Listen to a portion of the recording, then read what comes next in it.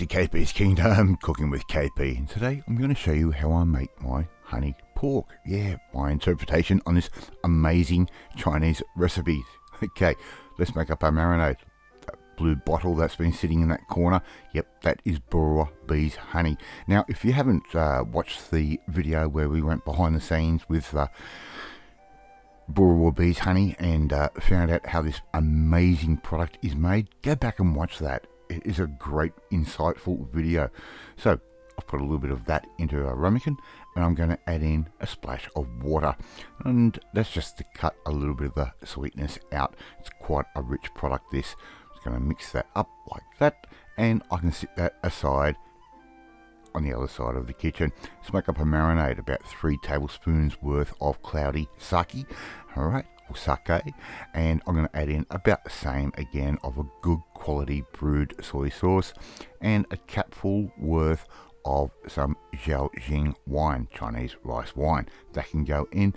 Give that a quick mix up. Now, what I've got here is some beautiful pork scotch fillet. Now, I'm just going to cut these into nice little chunks, a little bit like that, and throw that straight into the marinade. And if there's little offcuts here and there, put those in as well. We don't know what's going to happen in the future. Right, so just keep doing that.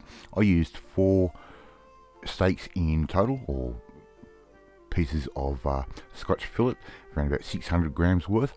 Put that into your marinade, give that a toss around, and leave that for around about anywhere between 30 minutes to an hour, and give that a turn every now and then.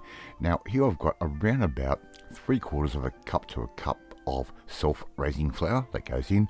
Same again of corn flour or cornstarch that goes straight in, and around about a teaspoon's worth of salt and pepper.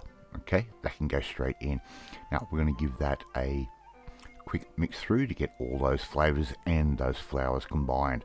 Alright, I'm putting these into a jug because it just works.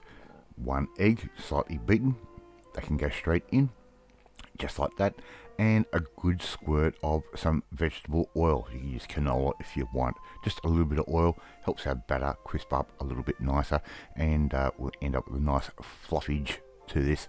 And make sure you stir vigorously and you get some of that flour all over the bench. A little bit of really cold soda water can go in, and we can start mixing. Now, just mix through, add water as is required while you're mixing until we end up with a batter consistency, which I'm going to show you in a second. We don't want it too runny, we don't want it too thick. We just want that really nice batter that looks a little bit like that, a little bit like a pancake butter.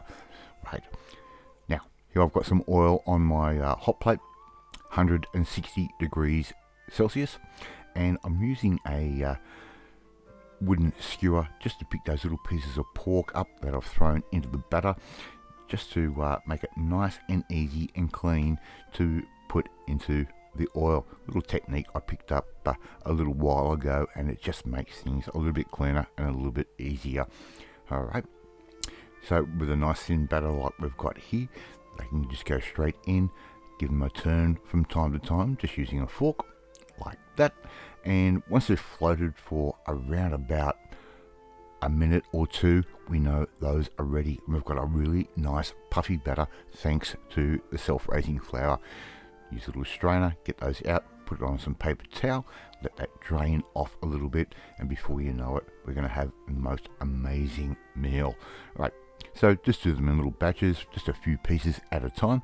We don't want to overcrowd the oil, and keep checking the temperature of your oil. You might need to adjust your heating appliance up or down as necessary. Try and keep it around about that 160 degrees. Alright, I'm going to add some of our nice little pork fritters straight into a bowl, just like that. And you don't have to use all the pork that we just cooked. We ended up with a fair bit of leftovers with only 600 grams of pork.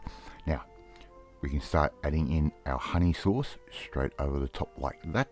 Don't go all of it. We don't want to drown it. We want to try and keep a little bit of crispiness to our pork. Give those a little bit of a toss around like I'm doing there.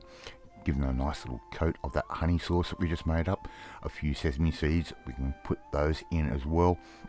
Just like that, and we'll give those a bit of a toss around as well. Now Mrs. KP has made an amazing fried rice on the other side of the kitchen, so all we have to do now is serve this up.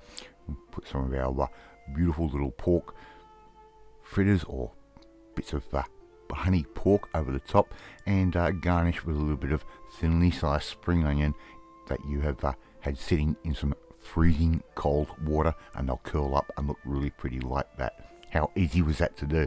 Thank you so much for watching this video, really do appreciate it. If you like this video, hit that like button, makes me feel warm and fuzzy, and it should make you feel warm and fuzzy too. If you don't like this video, hit that like button because I said so. Leave a comment, love reading, love responding to it. Please share this video with all your friends on all platforms of social media. Hit that notifications bell so you'll be notified every time a new video goes up.